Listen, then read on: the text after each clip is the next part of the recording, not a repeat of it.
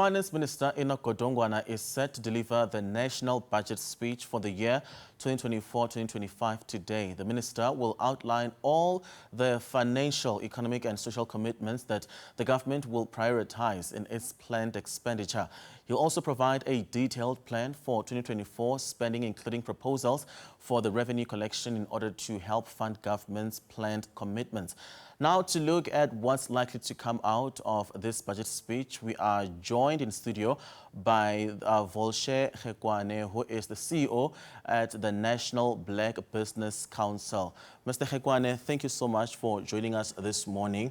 After the SONA was delivered and the budget speech is set to be delivered today, what can people expect in this budget speech? Good morning, and good morning to the viewers. Rather concerned, I think, if we are judging on the SONA speech. I listened to SONA and was a bit confused as to this Tinswalo, this lifestyle of Tinswalo that's all nice and, flowery, and, there's this RDP that was given, and now Tinswalo is receiving the 350 grand that is, and the life is good, We work in townships, we work with township businesses.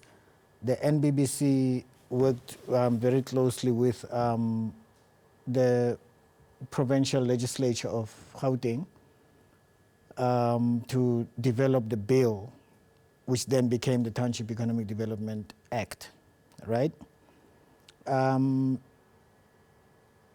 in and out of township, we don't see the Tinswalo story as a primary story, as a story of majority of South African people. Most South African people, because of budget constraints or the way the budgets are planned, and then the red tape, we'll get into the red tape in a little while, of how to access the resources that are being set aside by government to assist in these budgets that are given annually, okay? If you remember the 2019-2020 budget, 5 billion rands was announced as an allocation for developing small businesses, right? In the NBBC, we haven't seen many businesses benefit from that at all. In fact, you can count them with one hand if there are any that manage to survive through that. The budgets that are given, when they come through to implementation level, we have serious problems. We have issues of red tape and unaligned qualifying criteria. So the constituency that the budget is made for is made by people who are detached from the reality on the ground. And government, we're trying to assist government, we work with government, trying to assist government to have that relationship with the reality on the ground, so that when they make these decisions are aligned with what needs to be done and what needs to happen. So you find a budget being made, 5 billion rands being put aside. We don't know how much they're going to put aside this time for black business. There's never a budget for black business, for small business. And you must understand that's problematic in itself, because small business in South Africa is characterized as 10 million rands a year or less. So big white companies that divide themselves into 5 companies and go under 10 million rands per company, making 50 million a year, 10, they qualify for BEE exemptions. All right. So when we look at the issues of tax and also the fuel levies, I mean, they are high, and the cost of living in this country is very high. What do you expect today when Enoch Godongwana delivers that speech regarding, the high cost of living? The high cost of living directly impacts small business, because we speak from a small business perspective. But as the NBBC, we also look at socio-economic impacts as well of these budgets, because the people who are the majority of South Africans who live below poverty line, a majority of them, these budgets are supposed to assist. You see social development getting budgets. If the budget is big or small, but the actual NPOs don't have access to the money that social development has got. You have CIFA, CEDA, you have all these DFIs, NEF, and all these who struggle to release money to small businesses. So this budget is a starting point, but the way we make our decisions when it comes to qualifying criteria for those who are the constituencies that these budgets are made for, we need to look at that, because that's a problem.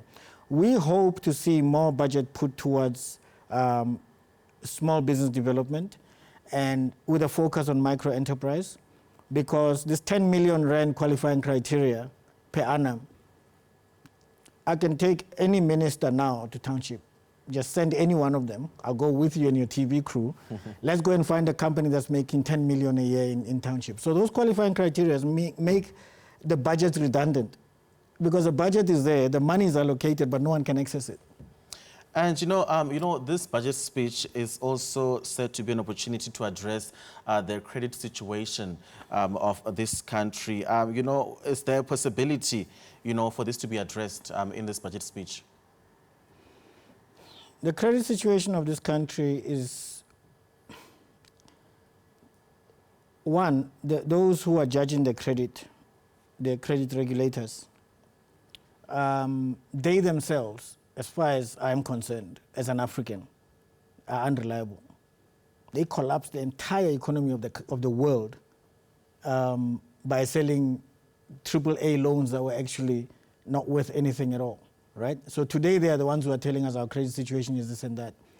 The problem there is the Treasury and SARS, they will work on increasing our taxes, because whenever you borrow money, which I think South Africa should never have borrowed money from the World Bank, and no, IMF, sorry, because then they come with all these conditions, and these conditions include, sometimes they ask you to sell your state-owned entities. They ask you to increase taxes. All of these things do not benefit the poor person who's unemployed. They benefit the repayment of a loan to our money that's sitting in the European Union and America, because that money comes from here. It's from our minerals here. That we are borrowing money from our own minerals to pay back to somebody else and ignore the situation in our country. So our sovereignty must come first. When you do a budget, you do a budget to help South Africans, not to help pay back some rich country who's rich of stealing our minerals in the first place, or a group of countries, right? So I want to see a government that is going to put South Africa and South Africans first. We are the richest, we are arguably one of the top 3 richest countries in the world, if you look at our mineral resources. But our people are one of the poorest in the world. And that's an African story.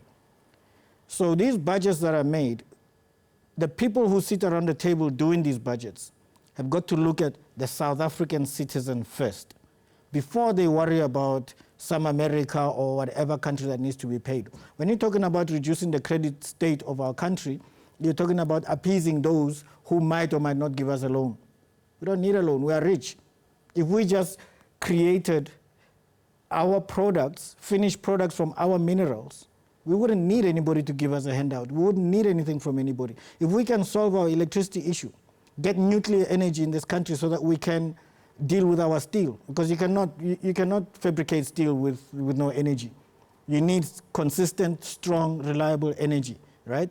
We can produce our own H-beams, we can produce our own material to build our high-rise buildings, instead of sending our raw material to another country and bringing back a finished material to develop our own country at a cost to our country by paying our own mineral, paying for it to someone else. It doesn't matter who it is.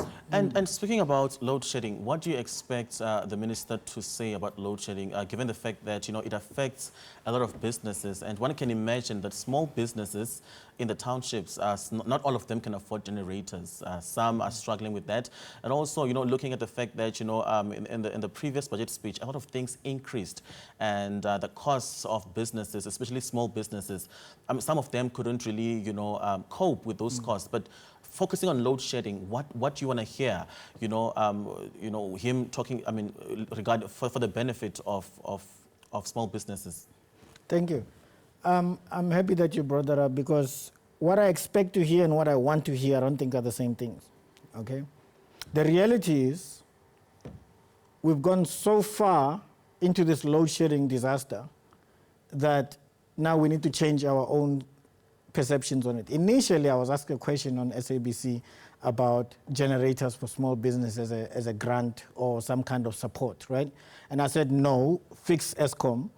We cannot be now spending money to add to our fiscal problems by buying generators now. But now we've gone so deep into it that businesses are closing down left, right, and center because of this.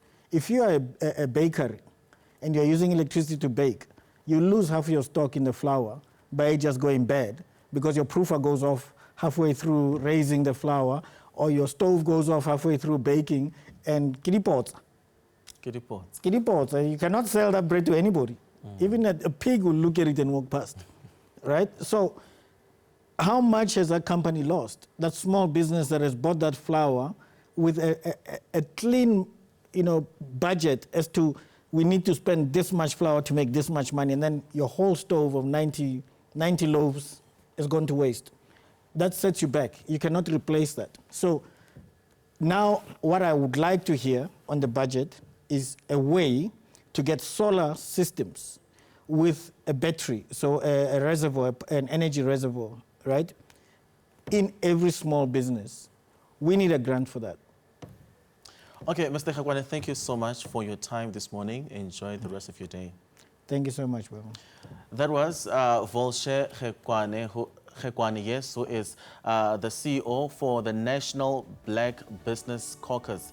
And we were talking about, how small businesses will be affected, with the budget speech and that is going to be delivered this afternoon. Now, let's take a short break and then I'll be back with the headlines.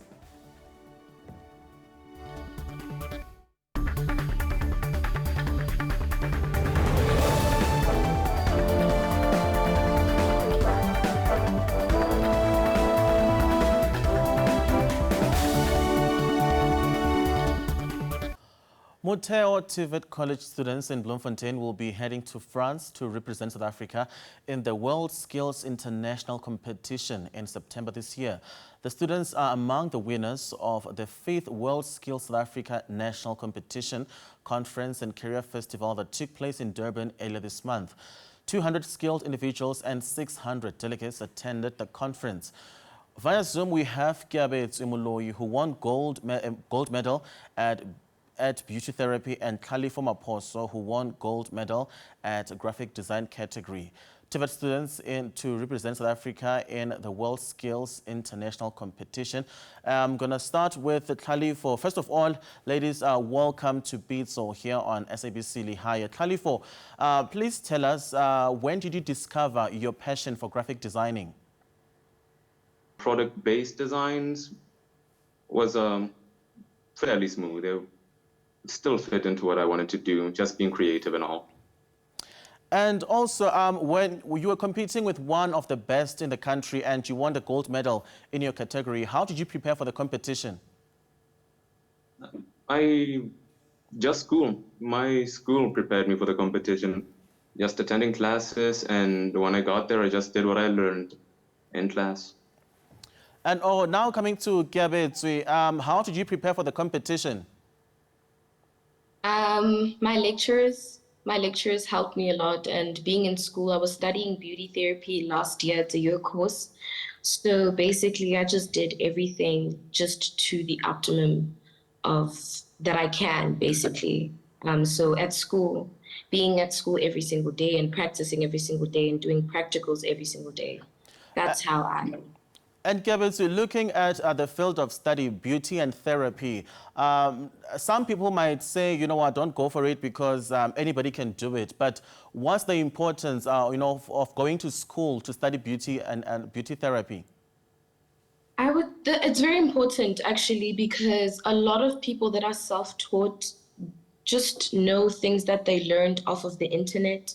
And when you go to school, you learn the basics and you get to learn the importance of knowing someone's skin before even touching it, because when it comes to our industries, it is involved with a lot of infections and so on and so forth. So to avoid a lawsuit and such, I would advise you go to school and educate yourself and learn more about the industry. It's an industry where one can just make a lot of money. It is good for the economy, and Yeah, so basically just go to school and learn for it instead of learning at home.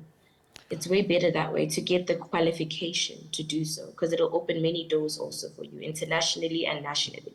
And Khalifah, I'm going to pose the same question to you. I mean, when it comes to graphic design, there is a lot of, apps online where I can just go in and teach myself and, just find business. But then you decided to say, you know what, I am aware of all those, but I'm going to school for it. Why? Why is education important in this field? I think it's important to learn from a professional. Sure, you could be self-taught, but learning from someone who has more like years of experience under their belt is really useful. They help you get better faster. Our lecturer, he's really good, also has years of experience teaching graphic design, and I couldn't have improved as fast as I did without their help. Not to mention, at school, Illustrator or all the Adobe software industry standards, they are already paid for you. You don't have to purchase them yourself. You just have to use them while you're at school, preparing yourself to use them before entering the industry. You don't have to commit your own money purchasing Adobe software. What if you don't really jive with it or aren't experienced enough? Then you're just burning money teaching yourself all of this while when you go into school. Not only is the software there, you have someone with a ton of experience under their belt teaching you how to use it. And when you do go into the industry, when you do end up deciding to purchase the software yourself, you will already be familiar with it. So Yeah, and Khalifa, we understand, I mean, as we've mentioned in the introduction, that you will be representing South Africa in France. Please tell us more about this competition. Are you supposed or expected to do something before you go to the competition as part of the, the whole competition journey, or are you only going to start competing when you get into France? so far, to my knowledge, we are expected to start competing when we get to France. All right. Would you say winning the gold medal at the competition was the most memorable moment in your life? It's definitely up there, yeah. All right. I'm going to go back to Gabet. What are some of the challenges you face in the beauty industry? What are some, is it the clients maybe, because I believe there's a lot of competition in the field that you work in? Challenges, are you speaking in general or like at the WorldSkills competition? No, in general, because I understand that you're not only part of the competition, but you also do it on the side. Oh, one of the challenges I wouldn't say it's a challenge as such, but one of them is that the products that we use are extremely expensive. So on the financial side, it is a little strain, but if you hard, obviously you can do that. Another thing is clients. Yes, you have to adapt to each and every personality you come across to. So that basically means in one day you meet about 3 clients. This client is coming from home, a busy household, a busy wife, just angry, just wants to let off steam. And you have to be able to adapt to them and make them feel calm and give them a calm and safe environment for them to be in. Sometimes you meet clients that don't want to talk, so you have to be able to not talk to them. You have to adjust to different personalities that you come across within the industry, with also being respectful, because the client is always right. So when it comes to that, you just have to be very patient and calm with your clients. Communicate with them a lot. With us, you have to speak to your client and communicate. Is this okay? Does this feel fine? Are you still well? So one of the challenges would definitely be just adapting to just meeting different types of people and adapting to their personality and accommodating them basically. And just finding new products within the industry because there's so much within it. So you just have to widen your horizons and find what works for you and your clients And and your Gabet, budget. Kevin, so, back to the competition. I believe there are young people out there just like you who want, to enter the competition perhaps next year. Please tell us more about it. How do people enter the competition? Is it only open for students or just the youth? So it is open to students. As far as I know, is that you have to be registered to an institution. You can't just be, just a young person trying to go to work. You have to.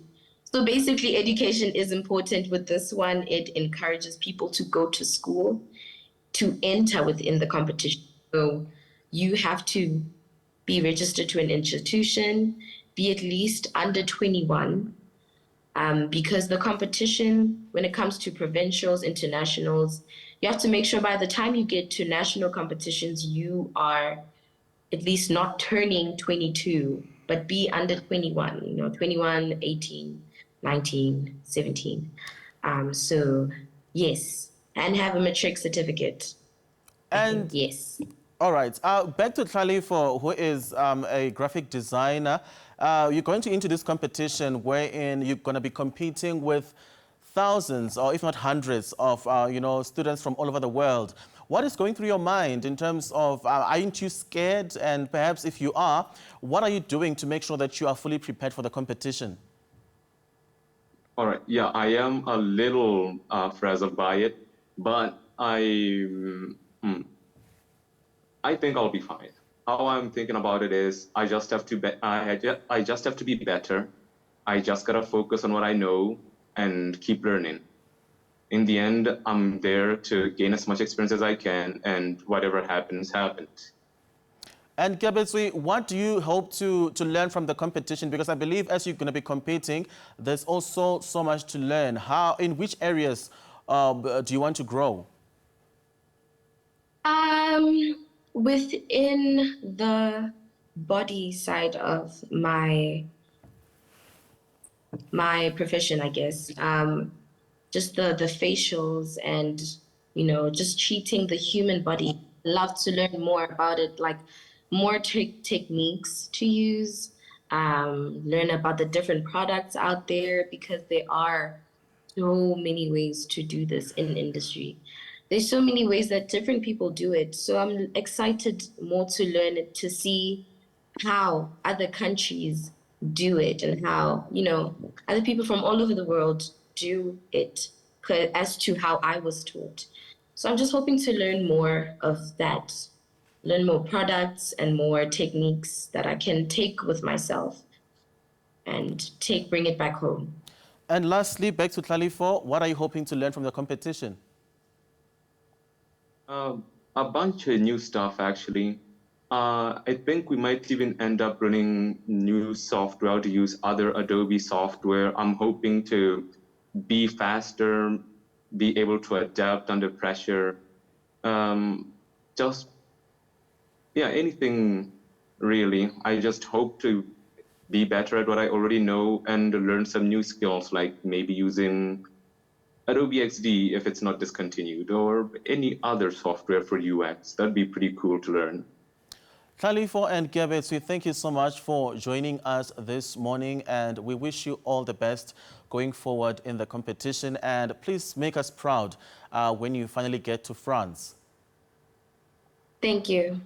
Those were two students from Motheo TVET College in the Free State Province, and they are going to be representing South Africa in the WorldSkills competition.